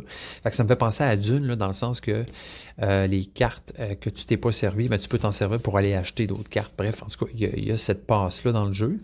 Donc, c'est un deck building avec placement d'ouvriers. Il y a plusieurs endroits où on peut agir. C'est un jeu qui prend énormément de place sur une table. Fait que ça, bon, il n'y avait même pas d'extension en plus, là, puis on jouait à 2, puis la table était pleine. Fait qu'imaginez, fait que les plateaux joueurs, il y a le plateau d'action, il y a le plateau d'exploration, il y a le plateau où il y a des échelles, des pistes où on va monter là, pendant la partie, donc la piste des idoles. Là. Donc on va monter là-dessus pour donner de plus en plus de valeur à nos ressources à la fin de la partie, ou une autre affaire aussi où on monte, plus on est haut là-dessus, plus on fait des points à la fin de la game. C'est comme un multiplicateur de quelque chose. Là. C'est plus clair, là, ça c'est pas clair. Désolé, j'ai pas cette information-là sous la main. Ouais, c'est ça. Puis il y a le plateau exploration que je vous parlais, donc, sur lequel on va explorer avec nos campements ces tuiles-là. Après, il va y avoir une question de majorité sur ces tuiles-là qui va déterminer qui va faire les bonus sur ces tuiles-là, là, des bonus Eclipse. Il y a des pierres qu'on va aller chercher pour mettre sur notre plateau joueur. Ça va libérer des espaces. On libère des espaces sur notre plateau joueur, là, un peu à la Pfister, quand on va mettre des campements qui va monter notre réserve de nourriture, par exemple. Les villages aussi, là, qui sont qui vont venir remplacer des campements, là, qui vont aussi libérer des bonus. Bref, grosse complexité, il se passe beaucoup de choses dans ce jeu-là. C'est super ludique, le jeu est magnifique, les composants sont le fun à taponner, les plateaux, tout ça. Les illustrations là, de Miko sont vraiment magnifiques. Là. Artiste Mihailo Dmitrievski. Donc, c'est ça, là, ce gars-là, on l'appelle de Miko, là, qui a collaboré souvent avec les jeux de Garfield Games. Donc, adorez ma game, adorez ça. C'est vraiment, vraiment un super bon jeu. Si vous aimez le deck building, le placement d'ouvriers, il y a des collections, il y a des points pour des collections aussi de famille parce qu'on chasse. Puis ce côté-là, il y a le fun aussi, là, on chasse des animaux. Ces animaux-là, c'est des petites cartes qu'on peut mettre dans notre zone à nous. Si on tourne les cartes, on va chercher des ressources. Si on ne les tourne pas, ils peuvent compter pour des points de famille à la fin de la partie. Fait que c'est toujours l'équilibre là. Je me sers de cet animal-là pour des ressources ou je le garde pour faire des points à la fin de la game. Fait que bref, beaucoup d'éléments. 7.7 sur 10 sur BGG. Moi, j'aurais mis plus que ça. J'aurais mis un solide 8. Mais bon, hein, qu'est-ce que vous voulez? Donc, un jeu qui a été désigné par Stan Kordonski. Endless Winter, Paleo-Americans, donc un jeu de 2022 qui avait frappé fort, là, si je me souviens bien, c'était sur Kickstarter, ouais, je pense que oui. Gros succès, hâte de rejouer à ça, vraiment. Fait que enfiler Revive puis Endless Winter l'un après l'autre, là, c'était vraiment... Écoutez, cette fin de semaine-là, là, on a vraiment eu du plaisir, puis on a vraiment joué à des super bons jeux. Je regarde mon horaire. OK, c'est bon. J'ai à faire. Donc, je reviens pour m'insérer dans un autre segment de ce super bon podcast qui s'appelle Jeux Confidence. Bon, là, gang. Faut que je vous parle de Solstice. Encore une fois, je suis désolé. Hey, ce jeu-là mange ma vie. Solstice, petit jeu, on l'a reçu, là, on joue, la famille l'a adopté sans hésiter. Donc, moi, je suis rendu, je viens de pogner, OK, sur BGA, faut que j'explique ça, là. Faut que j'explique ça. Donc, Solstice sur BGA, donc, j'ai joué au-dessus de 500 parties jusqu'à maintenant. Donc, oui, je suis un peu mongol. Ce jeu-là, les parties, ça dure 5 minutes et quart. C'est pas long, ça va vite. Fait qu'on peut en faire beaucoup. Donc, si je regarde, j'ai récemment eu un trophée, là, je pense, donc justement, qui me disait que j'avais fait au-dessus de 500 parties. C'est le premier jeu sur BGA où je me rends au-dessus de 300. Genre, me suis rendu à 312, quelque chose comme ça. J'étais rendu dans les 20 premiers joueurs. Les 20 meilleurs joueurs au monde, j'imagine, sans vouloir me vanter. Donc, attendez, je retourne sur mes informations. Bref, c'est ça. Mais tu sais, je savais, bon, que j'allais pas rester là longtemps parce que sur BGA, hein, tout est très volatile. J'ai gagné une suite de games là, qui m'a mené jusqu'à 300 kek. Puis là, je suis revenu à 238. Fait que j'ai redescendu. Hein, tout dépend. Bon, oui, le talent, mais aussi la luck. Puis des fois, on tombe juste sur des mains pas bonnes. Puis voilà. Donc, c'est ça. Bon, j'ai gagné des tournois. J'ai écouté un jour s'il existe un championnat de solstice mondial. Je vais y aller, je pense. Fait que c'est ça. C'est ça, le jeu, on l'a amené aussi à cette fin de semaine-là de jeu. Je l'ai montré à quelques personnes, puis ça a été vraiment un super bon succès. La qualité de solstice, je pense, c'est que ça va vraiment chercher le fun du casse-tête, en fait. Pas le fait de chercher, voyons, à vos pièces-là, mais le fait... c'est très interactif, ce jeu-là. Très, très interactif, très compétitif. Fait on essaye de se faire une masse de tuiles adjacentes dans notre montagne, mais en même temps, on regarde ce que l'autre fait. OK, là, je peux le bloquer là. Moi, je peux continuer à faire ça là. Puis en même temps, ben, tout dépend de ta stratégie, de quelle tuile tu vas aller chercher, ou si tu essaies, mettons, d'aller chercher un joker, donc de mettre une tuile, puis d'essayer d'estimer, OK, telles tuiles sont sorties, ça veut dire que j'ai pas beaucoup de chances d'en avoir une qui va coïncider, donc je vais pouvoir aller me chercher un joker, je vais pouvoir continuer à faire mon plan, tout ça. En tout cas, moi, bref, je sais pas, mais je sais pas pourquoi, mais il y a quelque chose dans ce jeu-là qui fait que j'aime vraiment ça, puis que j'ai de la misère à m'arrêter, là. Dès que j'ai un petit 5 minutes, là, je m'embarque sur une game de Solstice. Fait que c'est ça, c'était vraiment formidable. J'étais rendu l'ego, la tête extrêmement... Je pouvais plus passer dans les cadres de porte, comme on dit ici au Québec. Je me disais, wow, je suis vraiment hot à Solstice avec mon niveau de 300 kek sur BGA. Mais bon, là, je suis comme la petite toune là, qui dit Thank you for rain, thank you for sun, thank you for joy, thank you for pain. Je sais pas si ça m'a entendu ce tune-là, mais à un moment donné, il dit puis merci quand comment je vais dire, je dois pas devenir trop baveux et vantard, sinon je vais tomber en pleine face. Bref, c'est ça qui m'est arrivé. Bon, je suis pas redescendu à zéro, là, mais je suis redescendu sur le plancher des vaches. Là. Je suis plus dans les sommités de Solstice, malheureusement. Fait que c'est ça, on a joué énormément pendant la fin de semaine aussi. Je l'ai amené parce que c'est un petit jeu qui se fait rapidement. Fait que tu sais, quand t'attends 2 games, une petite game de ça, fait que c'est ça qu'on a fait. Ensuite de ça, gang, j'ai fini de vous parler, de vous gosser avec Solstice. OK, je suis désolé. Donc, on a joué ensuite de ça. Il y a Pixies aussi qu'on a joué pas mal pendant cette fin de semaine-là. Autre petit jeu, bien le fun. Donc, je vous en avais parlé aussi de ce jeu-là, là, qui est bien trippant, bien le fun. Familial, tous les âges, ça se prend bien. Même à plusieurs joueurs, c'est le fun, ça va vite. Pixies, un autre winner de petits jeux. Après ça, oui, le gros hit de cette fin de semaine-là, à mon sens, à moi, c'est Kutna Hora. Donc, on a joué, j'avais juste joué en solo à date à ce jeu-là. On a joué à 3 avec notre bon ami Sébastien.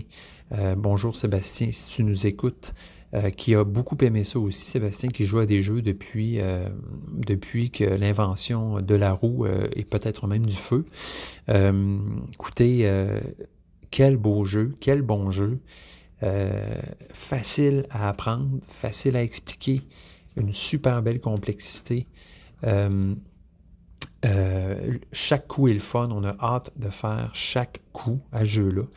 Maintenant, pour moi, ça devient là, pas mal le premier signe d'un bon jeu pas mal ça quand on a hâte de faire son tour. Fait que c'est pas mal ça qui s'est passé à ce jeu-là.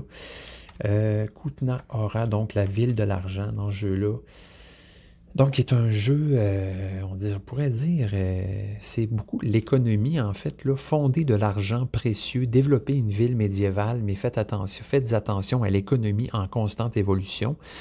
Donc, ce qui se passe dans ce jeu-là, c'est que on va aller construire un village et une mine adjacente, une mine dans laquelle on va aller miner, vous l'aurez deviné, de l'argent, du charbon, des minéraux. Donc, ce qu'on fait, c'est qu'on va construire tout ça. Il y a plein de façons de faire des points. En fait, il y a plein de choses. Par où commencer? C'est dur à dire. Le jeu est 7.8 sur 10 sur BGG. Moi, j'y aurais donné beaucoup plus que ça, 8.5 minimum. Bon, production, c'est incroyable. Les illustrations sont magnifiques. La manipulation du jeu, les tuiles, tout ça, c'est vraiment irréprochable. Ça va très bien. Le fonctionnement des actions est très cool, donc ça joue avec des cartes qui sont avec des cartes qui ont 2 actions chaque. Donc à chaque fois qu'on joue une carte, on choisit une des 2 actions. Ce qui veut dire qu'en faisant une action, tu en sacrifies une autre. Fait qu'il faut toujours que tu décides, que tu choisisses bien de façon avec perspicacité, je dirais, quelle action tu veux faire pour ne pas t'empêcher d'en faire plus tard, pour ne pas avoir de regrets plus tard sur ce que tu as fait. Donc, comment ça fonctionne, c'est que pendant notre tour, on va jouer, en fait, à chaque manche, on va jouer 2 cartes, 2 actions, ensuite 2 actions, ensuite une action. Fait qu'on a 3 tours par manche. 2 tours, on fait 2 actions, puis 1 tour, on en fait une. Donc, ce qui se passe, c'est que chaque joueur est attitré à 3 guildes en particulier avec lesquelles il va pouvoir avoir le droit de construire. Donc, il peut avoir la guilde du bois, la guilde de l'argent, la guilde du charbon, la guilde des fermiers, etc. Donc, pendant la game, on va construire des bâtiments, puis selon les guildes qui t'ont été assignées au début de la partie, tu vas juste pouvoir construire ce type de bâtiment-là. Le centre du jeu, c'est vraiment l'économie, en fait, qui va fluctuer. C'est-à-dire que dans ce jeu-là, tu n'as pas de ressources physiques. Tu vas toujours payer les ressources en argent, puis ce prix-là va fluctuer. Donc, le bois, par exemple, va être rendu à 3 piastres. Si tu produis beaucoup plus de bois, ben, le prix va descendre parce qu'il y a trop de bois, pas assez de monde. À l'inverse, si la population grandit, le prix du bois va monter. Donc, il faut toujours que tu essaies de faire monter les prix en même temps. Il faut que tu construises des bâtiments. Ça, souvent, ça fait descendre le prix parce que tu produis plus. Bref, c'est vraiment intéressant. Toutes les actions, beaucoup d'actions vont faire fluctuer les prix. Ces prix-là sont vraiment... La façon que c'est fait, c'est des cartes qu'on va flipper, donc avec des languettes trouées là, qui vont nous dire le prix de chaque ressource. Puis on flippe des cartes à mesure que les prix changent. Les languettes aussi qui vont bouger de gauche à droite pour changer le prix de cette façon-là. Tout ce que je suis en train de vous dire là, c'est très abstrait, ça ne vous dit rien. Allez voir sur Internet, voir les images, vous allez tout de suite comprendre. Très cool aussi, quand on fait des bâtiments, ben ça se fait, comme je disais, là, en criant roche, papier, ciseaux, donc en 3 étapes. On va chercher un permis, on va réserver un lot, puis ensuite on va construire sur ce lot-là. Les prix des lots vont dépendre de ce qui s'est construit autour, donc tout dépendant de ce que les autres joueurs ont construit, ce que tu as construit, ça va influer sur les prix de l'emplacement où tu vas construire. Même chose pour les mines, là. On va creuser dans la mine, puis à chaque fois qu'on creuse, le prix va dépendre de ce qui se trouve autour. Pour les points, ben, il y a une question de majorité à la fin, là, sur chaque étage de la mine. Pour la ville, ça va être les adjacences, en fait, ça va avoir un lien avec les icônes que sur les tuiles. Puis toutes les icônes identiques autour de ta tuile vont faire monter tes points à la fin de la partie. Eh mon Dieu, il y a du stock dans le jeu-là, mais ça se fait tellement bien. Les plateaux joueurs aussi, là, donc il y a le principe des petites maisons, là, des bâtiments qu'on va faire. Dès qu'on construit un bâtiment, on enlève une maison. Vous avez deviné, ça débloque un bonus. Puis à la fin de la game, on peut faire des points, tout dépendant de des colonnes qu'on a libérées, par exemple, etc. fait intéressant, le jeu, il est fait, les matériaux, en fait, des composantes, est fait avec du Rewood, donc avec une composante que j'avais jamais vue, qui est un espèce de matériau de bois et de liant recyclé. Ça fait des composantes très belles, qui ont une odeur particulière, là, si tu es sensible à ça, mais de loin, ça sent pas. Mais qui fait des composantes qui sont vraiment belles, là, plus belles qu'en bois, je trouve, là, très, très détaillées, puis vraiment solides, là, tu sais, dans les mains. C'est le fun. Très beau mode à 1 ou 2 joueurs aussi, qui vient améliorer le dynamisme du jeu avec des cartes événements. Donc, à ce niveau-là aussi, c'est super bon. Donc, ça a été je pense que ça a été mon hit de la fin de semaine. Là, j'ai vraiment, vraiment aimé ce jeu-là. Je savais que j'allais l'aimer. Je l'avais essayé en solo, puis j'avais aimé ça, puis j'ai tout de suite vu à quel point ça serait cool. Tout est tellement dynamique dans ce jeu-là, tout bouge, tout va dépendre des actions des autres. C'est ça qui est cool, tu sais. Chaque tour est le fun, les tours sont pas trop longs. Il y a aussi une cathédrale qu'on peut bâtir à côté là, qui va nous amener des bonus assez payants aussi si on est capable de construire cette cathédrale-là. Il y a de l'impôt, donc à chaque manche, on paye des impôts, puis cet impôt-là aussi va fluctuer tout dépendant des actions qu'on fait. Ça a l'air en l'expliquant, je réalise qu'on fait, mon Dieu, ce jeu-là a l'air donc bien complexe. Non, pas si pire, parce qu'il est très bien réalisé. Tout est très fluide, il est très élégant. Donc, je dirais que ce jeu-là, c'est un mot que j'utilise à l'occasion, là, élégant. Donc, ce jeu-là fait preuve d'élégance. Donc, c'est-à-dire qu'il est une belle profondeur, une belle complexité, mais tellement bien imbriqué dans le thème, les mécaniques tellement bien imbriquées dans le thème qu'on comprend ce qu'on fait, on comprend chaque action, pourquoi on la fait. Donc, ça vient vraiment bien huiler la machine, tu comprends, là, qui fait que malgré que c'est un jeu relativement complexe, c'est très smooth. Très smooth. Donc, Kutna Hora, qui a été fait par Ondrej Biston, Peter Kaslava et Pavel Jarosz.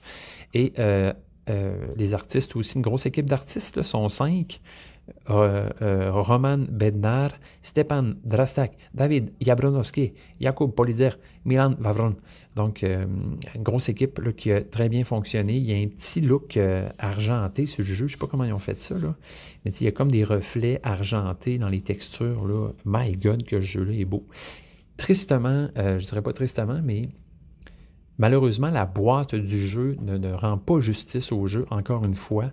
Elle est bien correcte, là, mais elle est très straight. C'est une grosse pièce d'argent sur fond noir. Fait que, c'est ça. Faut pas se fier à ça. Dans un magasin, tu regardes ça puis tu passes vraiment par-dessus. Là, sérieux, c'est vraiment ça. Fait que, bref, ça a été mon gros hit de la semaine.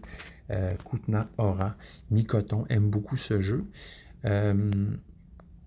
Donc, ça ressemble à ça. C'était ça, guys, pour cette fin de semaine de jeu incroyable. C'est ce qui commençait ma semaine de vacances, qui est déjà terminée à l'heure qu'il est. Pas grave, hein, pas grave. Tout est éphémère dans la vie, tout passe. Quand on est conscient de tout ça, on profite des choses, puis quand c'est fini, on se dit, il y a d'autres choses qui s'en viennent après. Fait que moi, ça ne me dérange pas à ce niveau-là, bien correct. Donc, je regarde mon horaire, on check ça. All right. C'est beau, ok, c'est bon pour ce segment-là. Je vous reviens très rapidement pour la continuité. Youpi! Fait que ça fait le tour pas mal là, des jeux qu'on a, en fait, des jeux que j'ai joués au festival Fun Jeux Joués. Donc, je peux vous faire rapidement là, un petit survol des autres jeux qui ont été joués cette journée-là. Ça a vraiment été là, 3 journées, là, jam-pack de jeux, c'était trop le fun. Ça rentrait, ça sortait de la maison, les tables s'installaient. C'est vraiment des week-ends merveilleux pour les geeks que nous sommes. Donc, comme je vous disais, en plus des jeux que j'ai joués, on a joué aussi à Wormspan, on a joué à Doggerland, Courtisan, Ancient Knowledge, c'est vrai, ça j'ai joué à ça, je me souviens, je l'ai expliqué même. C'est le fun de rejouer à ce jeu-là. Newton, Wild Space, Lacrimosa, ensuite de ça, Château Blanc, Dead Reckoning, donc ça c'est un jeu, si je ne me trompe pas, de pirate Ameritrash, donc j'aimerais bien essayer la prochaine fois. Evenfall qui a été joué aussi, donc ça a été un peu un flop cette game par contre, là, parce que le monde n'était pas tout là, disons, pour cette partie, hein, on s'entend. Sinon, Tapestry aussi, grosse game de Tapestry qui a été faite, Ready, Set, Go, Ready, Set, Bet, en fait. Le Tricheur qui a été joué par une grosse gang, Hitster, Carnegie, Maple Valley, ben oui, Maple Valley. J'ai joué aussi à celui-là, je vous en ai pas parlé. Bounty Hunters, le mur d'Adrien. Et voilà. Maple Valley, je vous en avais déjà parlé un peu, c'est de la même famille que Creature Comfort. Donc, un jeu... c'est drôle, cette famille de jeux-là. C'est comme des jeux... comme des jeux qui sont... en tout cas, qu'on aurait l'impression que c'est des jeux pour enfants. En fait, je pense qu'ils se veulent plus un jeu dans la mode, dans la foulée... voyons, je vais me mêler. Everdell. Donc... des jeux très cute, animaux, nature, très pas loin d'être Disney, là, ou en tout cas livres d'enfants, mais qui en même temps qui sont des jeux quand même d'une bonne complexité. Tu voyez, ce jeu-là, là, Maple Valley, jeu de 2024, 7.6 sur 10, c'est quand même bon sur BGG. 2.42 sur 5, là, c'est quand même assez exact. Donc, c'est un jeu que ça me tentait de montrer. On a joué à 4 ou 5, même 5, je pense. Ouais, on a joué à 5. Ça n'a pas été un gros succès. Le jeu, je peux comprendre, dans le sens que on ne sait pas trop vers où ça s'en va dans le jeu-là. Il y a beaucoup de... On construit des cartes, en fait. Puis, il y a un mini deck building là-dedans, dans le sens qu'on a des amis qu'on va rassemblés dans notre main. Ces amis-là, on va les jouer un par un, puis chaque ami peut faire une action. Puis, en fait, on se promène dans la vallée, dans la Maple Valley, par des chemins. Différents chemins, là, qui sont soit des chemins de terre, des chemins d'eau, des chemins de forêt, tout ça. Puis, tout dépendant du personnage qu'on joue, lui, il peut juste se promener sur certains types de routes. Fait qu'en fait, il faut faire son trajet comme ça, essayer d'aller ramasser le plus de ressources possible, ou en fait, les ressources exactes qu'on a de besoin pour aller construire des cartes. Donc, ces cartes-là font un peu penser aux cartes confort là, du jeu Creature Comfort. Fait que, tu sais, là, le thème, c'est qu'on fait une fête de village. Fait qu'il faut préparer la fête. Donc, on va aller se promener dans la forêt, ramasser des ingrédients pour préparer des gâteaux, des guirlandes, du pain, cette affaire-là. Donc, puis, chaque carte qu'on va construire, ben, il va y avoir des synergies entre ces cartes-là, là. Évidemment, chaque carte fait des points, mais mettons, si tu as telle carte et telle carte qui vont ensemble, tu fais tant de points de plus. Il n'y a comme rien à reprocher à ce jeu-là. Au niveau mécanique, ça marche bien, mais c'est comme s'il manquait un petit quelque chose, un petit thrill qui fait qu'on a hâte à notre tour, qu'on a le goût de rejouer. Fait que le jeu, il est le fun, mais c'est comme si pour moi, il me manquait un petit quelque chose, puis je pense que c'est ça qui manquait un peu à tout le monde. C'est sûr que, c'est vraiment de l'échange de ressources qu'on fait tout le long là-dedans. Fait que c'est peut-être ça qui prend un peu trop de place dans le jeu. Le jeu est chargé aussi visuellement. Ça, c'est un commentaire que j'ai eu, là, c'est que il y a beaucoup de choses sur le plateau. Visuellement, c'est beau, mais c'est chargé. Fait que c'est plus ou moins difficile des fois de regarder ce qui s'offre à nous, de voir ce qu'on peut faire, tout ça. Mais les composantes sont belles, les cartes, tout ça, c'est très bien fait. Donc, c'est des remarques là, qui ont été faites par rapport à ça. Donc, à 5 aussi, le fait de jouer une game à 5, c'est jamais des fois un bon aperçu du jeu, parce que là, c'est plus long. Faire le tour de la table. Donc, voilà. Fait que ça a été le constat là, pour Maple Valley. Donc, je suis comme un peu sur la fence, comme je dis des fois, là, sur un peu assis sur la clôture Frost. Par rapport au fait que si je veux le garder ou non, parce que j'aime la thématique, qui est plus attirante pour les enfants, puis tout. Donc, une espèce d'euro, jeu de gestion de ressources, puis de deck building léger, là, qui pourrait plaire aux enfants, tout ça. Puis en même temps, je me dis, j'ai plein d'autres jeux de ce type-là qui sont très cool aussi, donc je pourrais peut-être m'en débarrasser. Je le sais pas trop. Que ça ressemble à ça. Ça ressemble à ça, guys. Evenfall, ben sinon j'ai rejoué il n'y a pas longtemps. Là, chez nous, on était 4. On a joué avec mon garçon, 12 ans quand même, qui est super et bon pour jouer à ça. Puis une amie, on était 4. Ça a été une super partie, pas une bonne pour moi par contre. Là, ce coup-là, ça n'a pas marché mes affaires. Mais toujours un très bon jeu. Evenfall, c'est vrai que c'est un jeu qui est quand même aussi, en voilà un autre, là, qui, visuellement parlant, est très chargé. La DA, comme on dit, là, fait que les illustrations sont magnifiques, le jeu est beau, mais les cartes, le texte qu'ils ont choisi, tout ça, l'iconographie, c'est un peu chargé. Je trouve aussi qu'il y a une grosse répétition de cartes, même s'il y a des lieux qui se ressemblent avec des effets un peu différents. Je trouve un peu que c'est une opportunité manquée là, d'avoir fait de faire beaucoup de cartes. Ça aurait vraiment redonné encore plus de punch à ce jeu-là, qui est déjà un excellent jeu, là, qui est vraiment très bien. Fait que c'est ça, des fois, on dirait qu'il manque, moi, il me semble qu'il manque un peu, il manque des fois de cartes différentes. Cela dit, les effets qui sont possibles avec les cartes sont quand même assez variés. C'est vraiment trippant, c'est vraiment un jeu où on a hâte de faire notre tour. C'est vraiment un super jeu. J'ai toujours hâte de rejouer à ça, Evenfall, c'est super. Sinon, ah oui, puis aussi, ben, Evenfall, ben, il y a aussi l'aspect placement sur la table, là, qui est toujours un peu un défi, là. Le choix d'avoir fait un board central modulaire. Je me demande pourquoi ils ont décidé ça. Le board des manas aussi, qui est très fiddly, c'est-à-dire que l'endroit où tu vas compter tes points de victoire puis ton mana.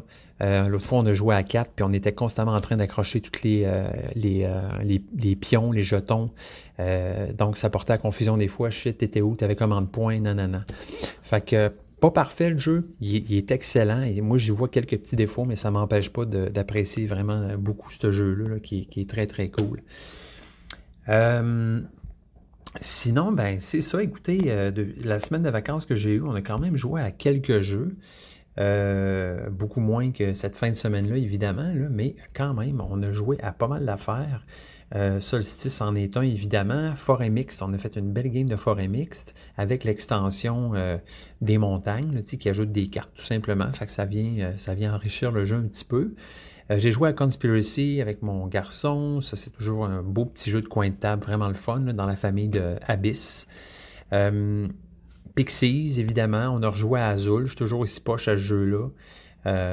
J'ai essayé la version de Five Tribes sur BGA, là, donc la version bêta, là, sont en train de faire le jeu sur BGA, version bêta, j'ai essayé ça, ça a été bien le fun.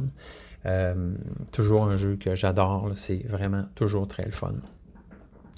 Dernièrement, un jeu qu'on a joué, qu'on a ressorti de la tablette, c'est Circadien, Première Lueur. Vraiment une belle game. Écoutez, ce jeu-là, ça faisait longtemps que j'avais joué. Je m'étais fait rincer. J'avais gardé un souvenir moyen. Mais ma première game que j'avais fait, au contraire, j'avais gagné. Ça a fait du bien de rejouer à ça. On a joué à 2. C'est vraiment un super bon jeu, vraiment le fun. Donc, ce jeu-là, ça fonctionne vraiment avec des dés.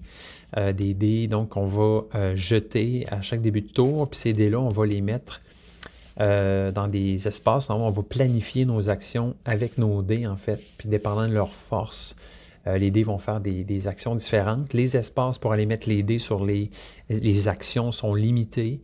Donc, ça me fait penser un peu à Crystal Palace dans ce sens-là. Là. Crystal Palace! Donc, c'est vraiment, vraiment super. Là, le thème, bon, c'est l'espace. On visite une planète, on va faire des accords avec les races indigènes, les espèces indigènes. On va construire des cartes aussi dans ce jeu-là. Notre plateau principal, notre plateau de joueurs, c'est comme le port spatial un peu, d'où nos dés vont tous partir pour aller faire des actions sur les plateaux modulaires au centre de la table. Donc, c'est de la gestion de ressources, beaucoup. Donc, des plateaux où on peut faire des échanges de ressources, d'autres où on peut acheter, des plateaux où on va améliorer notre plateau joueur, soit en créant des fermes qui vont nous donner de la ressource, soit en améliorant les endroits où on va mettre nos dés, là, où on va pouvoir aller modifier un peu les chiffres sur nos dés. Évidemment, on peut aller chercher des nouveaux dés. Il y a des dés qu'on peut sacrifier. Donc, en allant compléter un objectif, par exemple, on met un dé. qu'on va laisser là toute la game. On complète un objectif, on fait des points. Mais là, il nous manque un dé. Fait que là, il faut aller rechercher un dé ailleurs. Fait qu'il y a toujours cette espèce de gimmick-là, pas gimmick, mais cette espèce de stratégie-là de toujours avoir des dés suffisants. Tu sais, on en a 5 maximum qu'on peut avoir, mais évidemment, si tu en as moins, ben, tu peux faire moins d'actions. Fait que toujours trouver le bon moment pour aller chercher un dé. Puis les ressources là, qui sont vraiment au centre de ce jeu-là. Fait que tu as une planète qui est comme un cercle là, sur lequel tu vas bouger une espèce d'hexagone en plastique. Là. Puis ça, c'est ta moissonneuse. Fait que tu vas te promener sur la planète pour aller chercher des ressources sur la planète avec ta moissonneuse batteuse. Fait que très le fun le jeu. Il est vraiment... Moi, j'ai la première version, donc plus petite un peu, plus petite composante, un peu fiddly à cause de ça. Moi, j'ai les grosses mains, les grandes mains, fait que des fois, quand c'est trop petit, les ressources, ça me gosse. Mais malgré ça, là, ça reste un super bon jeu là, de la gang de... c'est-tu Garfield Games qui a fait ça? Je suis pas sûr, mais c'est dans la même famille, là. Circadien, qui a aussi un nom assez particulier, là. Circadien Première Lueur, 2019, un jeu 7.6 sur 10 sur BGA. BGG, excusez, si je me fie, en tout cas, à la seconde édition. La première, ça doit être pas mal la même affaire. Donc, designer S.J. McDonald et l'artiste, c'est Sam Phillips, le frère de l'autre. Donc, voilà, si je vous décris un peu là, Nous étions à des années-lumière de chez nous, à des galaxies distantes, lorsque nous avons découvert pour la première fois cet ancien corps céleste, une planète remplie de formes de vie intrigantes et intelligentes, pas si différentes de la nôtre. Certains ont bâti des royaumes sous la surface des mers vertes, tandis que d'autres contrôlaient les plaines et les falaises désertiques. Parmi eux, nous avons trouvé des scientifiques, des inventeurs, des agriculteurs, des commerçants et des explorateurs de la Terre. Et des combattants. Bien que notre présence ait été troublante, pour certains, nous avons eu très peu d'incidents avec les locaux. Pourtant, nous, les Circadiens, les célèbres explorateurs de la Terre, devons faire ce que nous pouvons pour assurer la paix. Nous devons respecter ce monde et ses hôtes. Donc voilà, un peu une philosophie là, de conquistador dans ce jeu-là. Les êtres humains vont venir dealer avec les sauvages d'une planète. Donc, c'est ça, on dirige une équipe de chercheurs qui doivent gérer leur équipage, donc les dés, pour visiter différentes parties de la planète, les plateaux, donc pour faire du commerce, l'agriculture, de la construction, de la recherche. Exact, voilà, exact. Donc, ça ressemble à ça. Hein? Circadien, Première Lueur, très bon jeu. Nous autres, on l'a vraiment beaucoup aimé. J'ai gagné, très content. Donc, un bon euro avec un thème funky, des dessins aussi qu'on aime ou qu'on n'aime pas, mais qui sont tout de même bien exécutés. Un beau jeu là, qui est très, très compact, là, de belles couleurs, bien le fun, belle. On a des personnages aussi avec des pouvoirs asymétriques. Fait qu'on a un bon euro, un peu méconnu peut-être, qui n'a pas fessé si fort que ça, qui reste quand même excellent. Donc, je vous le conseille. Là, si vous cherchez un euro là, qui est passé un peu en dessous du radar, mais qui est très le fun, vous aimez le placement de dés, hein, vous allez être servi avec ce jeu-là. Yes! Bon, me voilà rendu à la fin de ma journée, puis en même temps, pas mal dans la fin du podcast, dernier segment ou presque. Donc, voilà, ça fait pas mal le tour pour moi, là, pour ces derniers jours, le côté expérience ludique. Sinon, j'en ai passé un mot à la gang sur le Discord, mais j'ai fièrement commandé mon premier Kickstarter. C'est un GameFound, un Kickstarter. Je pense que en fait, c'est le jeu Luthier. Donc, je ne sais pas si vous avez entendu parler de ce jeu-là. J'en avais parlé un peu la dernière fois, je pense, là, un jeu de Paverson Games sur Kickstarter. Voilà, donc mon premier Kickstarter à vie, chers amis. Et oui, j'ai fini par tomber dedans.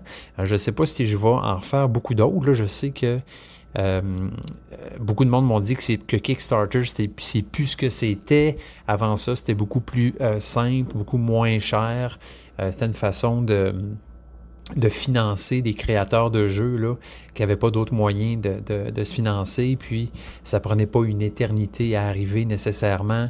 Là, c'est comme devenu un peu trop gros pour son pour son propre bien, on dirait un peu Kickstarter, là. Je pense que je vais faire attention. Je vais me checker, guys. Alright, je vais pas trop me pitcher dans n'importe quoi, là. Mais Luthier, je suis vraiment content là, d'encourager ce gars-là, ce créateur-là, qui a fait le jeu Distilled, comme je disais, Distilled. Donc, si je peux trouver son nom, là, Monsieur Dave Beck, voilà. Donc, vraiment hâte d'avoir ce jeu-là. Le thème là, m'enchante vraiment, la création d'instruments de musique. Nous autres, dans notre famille, on est bien gros dans la musique. Là, on aime ça beaucoup. Ma blonde joue de la guitare, moi je chante, je gratte un peu aussi. Ma blonde joue du piano. Donc là, c'est un jeu de société où on crée des instruments de musique. Dans les années, c'est quoi dans les années? En tout cas, c'est pas aujourd'hui, là, ça se passe un petit peu dans les belles années, dans où la musique classique dans l'Europe de l'Ouest était à son plus top, à son plus max. Donc voilà, fait que je vous en parlais de ça, ça va arriver dans 1 an à peu près, là, normalement, fait que je vais vous rejaser de ça. Hey, je voudrais saluer un gars que j'ai rencontré, en fait, Benji. Salutations, en fait, j'ai rencontré sur BGA. On a joué à quelques parties ensemble, là. On s'est entre-rincés sur quelques jeux. Petite game de Ark Nova ensemble, des games de Solstice. J'ai jasé un peu avec lui, puis j'ai appris là, qu'il était, je savais pas, en fait, qu'il habite en Suisse, puis qui fait un peu partie de la gang, en tout cas, qui connaît la gang là, de On Joue-Tu. Donc, c'est ça. Puis là, à un moment donné, j'ai fait coudon. Lui aussi, il s'appelle Benji. Il y a combien de Benji qui habitent en Suisse? Là? Mais il a l'air de me dire qu'ils sont les 2 seuls. Fait que c'est ça, c'est le fun. Ça me fait un petit contact avec cette gang-là. Peut-être qu'à un moment donné, on pourrait collaborer sur un truc ou s'entre-inviter pour jaser de jeu. Ça serait bien le fun. Benji m'a parlé d'un jeu, en fait, qui a été créé par Mathieu de On Joue-Tu. Donc, je n'étais pas au courant du tout qu'il avait créé un jeu. On a essayé ça ensemble. Il est sur BGA. Il est-tu en bêta ou... attendez, je vais regarder ça, là. Donc, Naishi, N-A-I-S-H-I, un jeu dont le thème, vous l'aurez deviné, est le Japon. Donc, très beau jeu qui a l'air, ma foi, la boîte et les illustrations, tout ça, ça a l'air super beau. J'ai essayé une partie, donc c'est vraiment un jeu là, de tableau building. On va construire, on va avoir des cartes devant soi, des cartes dans notre main. Puis en fait, le concept du jeu, il y a une rivière de cartes au centre. Puis ça marche toujours par échange. Donc, les cartes doivent toujours rester dans leur position. Puis il faut échanger une carte soit de la rivière avec les cartes qu'il y a devant nous ou de la rivière avec les cartes qu'il y a dans notre main. Puis là, bien, il y a une foule de cartes différentes avec lesquelles il faut aller faire des synergies particulières là, pour faire des points. Fait que ça peut être des adjacences, ça peut être s'il y a tel personnage dans la main, ça fait tant de points. Des cartes qui vont se retrouver aux extrémités, ça va faire des points. Quand même, je trouve que je suis assez impressionné par ce jeu-là. Je trouve qu'il est quand même bien construit. Il y a je pense qu'il y a beaucoup de réflexion qui a été mise derrière ça. Puis il y a beaucoup de cartes aussi, ça c'est le fun. Donc il y a beaucoup de façons de faire des points. Puis j'imagine aussi que ça doit renouveler le jeu quand même pas mal. Donc je vous invite à aller voir ça. Probablement vous avez peut-être déjà entendu parler. Naishi ou Naishi. Pas trop comment ça se prononce, là, mais c'est, voilà, sur BGA. Faites une partie avec donc un jeu créé par le lead là, de On Joue-Tu. Donc, bravo, hein, le gars, il a une job à temps plein, il fait un podcast, il crée des jeux, hein, perd pas son temps, le Mathieu. Fait que félicitations pour ça, mon gars. Fait que ça ressemble pas mal à ça, moi, de mon côté, là. Là, ce soir, je m'en vais chez mon frère, mon grand frère. Là, il a déménagé maintenant, il est plus proche de chez nous. Donc, pour aller chez lui, hein, pour une petite soirée de jeu, c'est moins hypothéquant dans le temps. Donc, vraiment, vraiment content pour ça. Puis c'est ça qu'on va s'en aller faire à soir. Là, je pars de ce pas vers chez lui pour jouer à des jeux. Je sais pas s'il va me montrer des nouveaux jeux, si c'est moi qui vais y en montrer. J'ai hâte de voir ça, mais ça fait un bout là, qu'on a joué ensemble. Puis je pense que dans le futur, on va pouvoir faire ça plus souvent vu qu'il habite plus proche. Fait que ça, c'est une maudite belle nouvelle ludique dans ma vie. Donc, ça ressemble à ça, Yeah! Fait que je prends mes clics puis mes claques, puis je m'en vais chez mon frère. All right! Bon, ben, me rev'là. Je sors de chez mon frérot. On s'est fait une petite soirée jeu, là. Ben, le fun. Écoutez, j'ai découvert 2 petits jeux avec lui. Donc, le premier, je vous parle de ça, là, live, vraiment à chaud, hein? Donc, le premier jeu qu'on a joué ensemble, c'est Alpina, qui est un petit jeu, un tout petit jeu avec des petits animaux tout cute. Donc, c'est de la pose de tuiles ou de cartes où on va aller placer des cartes qui vont avoir des effets là, sur un carré de 5 par 5. Donc, une après l'autre, les cartes, on les pose de façon adjacente. Puis, ces cartes-là vont avoir certains effets, là, tout dépendant de ce qu'il y a autour ou ce qu'il y a dans le 5 par 5 de cartes à la fin de la partie. Ben le fun, en tout cas, très beau, là, très sympathique. C'est un beau petit jeu d'apéro, là, très cute puis très qui se prend bien. Sinon, l'autre jeu qu'on a joué, une belle grande surprise pour moi, parce que je n'étais pas du tout au courant que ce jeu-là existait, c'est les Pirates de Maracaibo. Donc, vraiment, je tombe des nues là, par rapport à ce jeu-là. C'est un jeu qui a été fait par 3 auteurs, dont Alexander Pfister. Mon frère m'a montré ça. Écoutez, j'ai passé une très belle soirée, je jouais à ce jeu-là. C'est un jeu dans l'univers de Maracaibo, on dirait bien, mais plus léger en fait là, que le Maracaibo en question. Donc, on parle d'un jeu plus moyennement léger, là. Vraiment le fun. Écoutez, c'est drôle que j'avais vu le jeu passer, en fait, mais j'avais pas réalisé là, du tout que c'était un jeu de Maracaibo puis d'Alexander Pfister. Je suis bien content de l'avoir connu, puis j'ai l'impression que je vais aller me l'acheter. Donc, un aspect course dans le jeu-là, on doit voyager sur les mers et se rendre à Maracaibo. Plusieurs choses qui font penser au gros jeu là, par rapport à ça, parce que dans le gros jeu, en fait, il y a comme une rondelle. On se promène toujours sur la même piste pendant 3... Je me souviens plus trop combien de fois, combien de tours, là, mais en tout cas, il y a l'aspect course aussi, dans le sens que une fois qu'une personne est rendue au bout, ben là, nous autres, on est poignés pour écourter notre voyage puis se rendre aussi jusqu'à la fin et recommencer de plus belle. Donc, il y a un peu ce côté-là ici. Ce jeu-là, c'est 3 manches. Le board central, en fait, c'est des cartes qui sont placées dans un certain ordre. Chaque carte est une case, finalement, sur laquelle on va voyager. Fait avec notre bateau, on peut voyager de 1 à 3 cartes. Puis, se rendre... en fait, c'est le premier qui se rend à Maracaibo, à l'autre bout. Donc, il y a un petit aspect, c'est ça, bien le fun là, de course là-dedans, où tu veux t'arrêter sur des cartes pour faire des actions. En même temps, si l'autre va trop vite, tu peux manquer des bonus assez intéressants.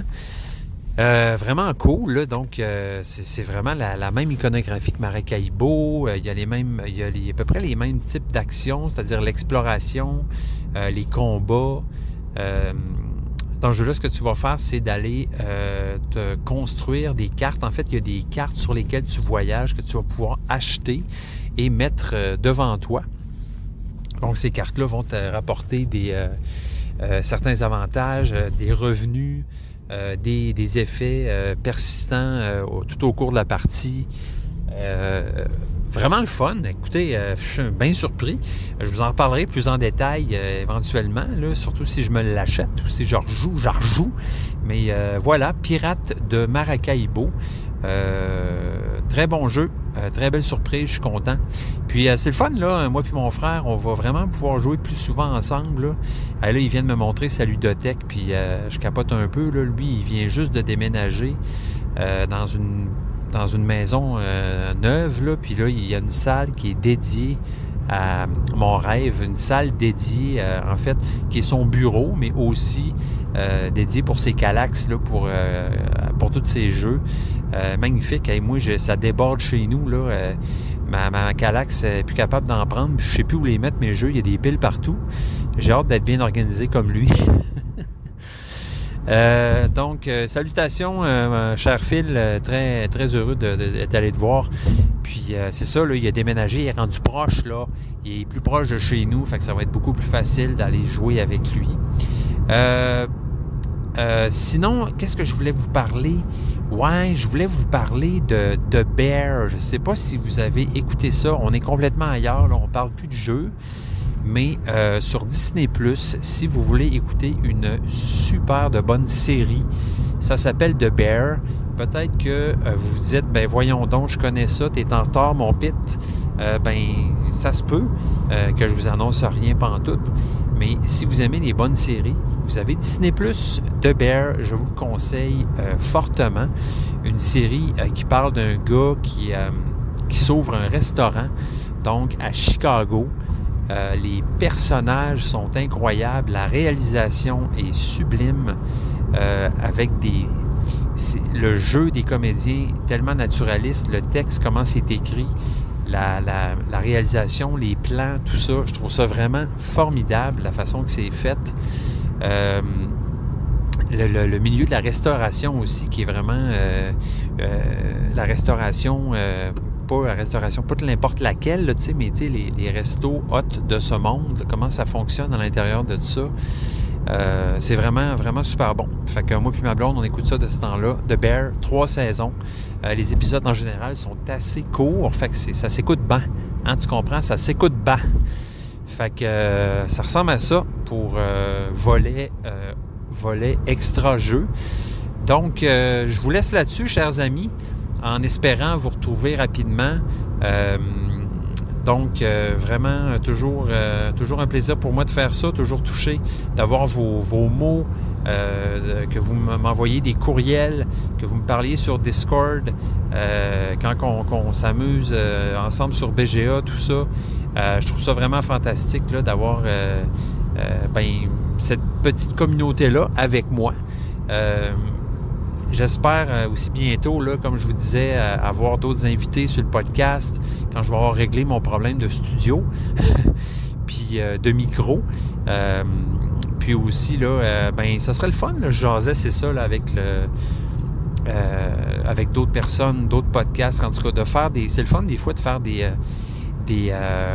croisements, si je peux m'exprimer ainsi, là, comme j'avais fait avec l'autre podcast, là, un boardcast. Hey, c'est bon, ça, un boardcast, un board game presque parfait. Donc, ça avait été cool, cette affaire-là. Fait que j'aurais le goût, moi aussi, là, d'inviter d'autres podcasteurs sur mon podcast. Fait que à suivre, chers amis. Hein? Donc, je vous tanne pas plus longtemps avec mes affaires. J'espère que vous avez aimé mon petit épisode numéro 57. Je vous dis à la prochaine. Bye bye. Portez-vous bien.